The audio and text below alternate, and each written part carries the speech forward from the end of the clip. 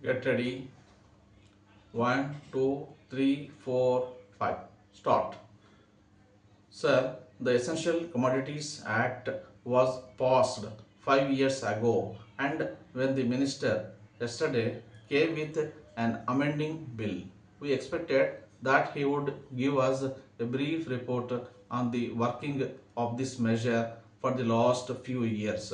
But unfortunately, we are kept in the dark in regard to the exact working of the act and the nature of the difficulties the minister is facing. Sir, as far as I know, many of the provisions of this enactment have been observed more in violation by his agents as the at the state level. The food minister may be very earnest, may be very able, and may be very anxious to see that the various provisions of the act are implemented in the most effective manner at the state level, but unfortunately his agents at the state level are not equally enthusiastic or equally anxious to observe the provisions of this enactment. The most important objectives of this enactment are to control the supply and distribution of commodities and to maintain a stable price level. In regard to both these aspects, I am afraid that the government has failed to realize the objectives in view. Sometime past, when there was a scarcity of food grains, attempts were made to make a procurement from certain wholesale merchants and from rice mills.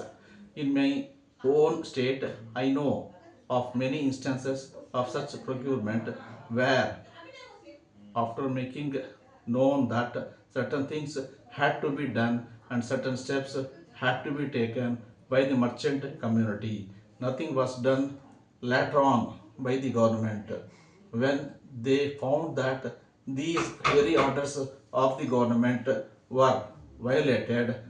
As a result of the violations, there was a consent rise in the prices of food grains.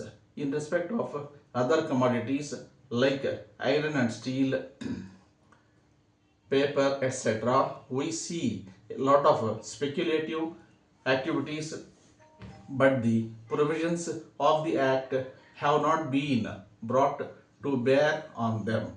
Perhaps no case of prosecution was launched against those people who contravened the various provisions of the act.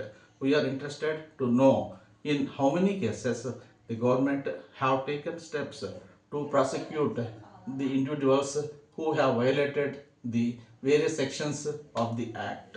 The minister said that the powers under the act were not adequate.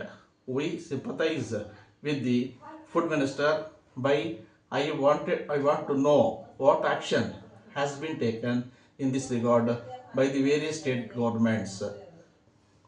Para. In regard to the amending provisions, I want to know from the minister what would be his difficulty even if minor offences are taken to courts of law. For instance, the Motor Vehicles Act deals with various offences, both major and minor, and various minor offences under the act are taken to courts and people are prosecuted. What is the difficulty in taking these to cases of a minor nature to courts of law? Stop.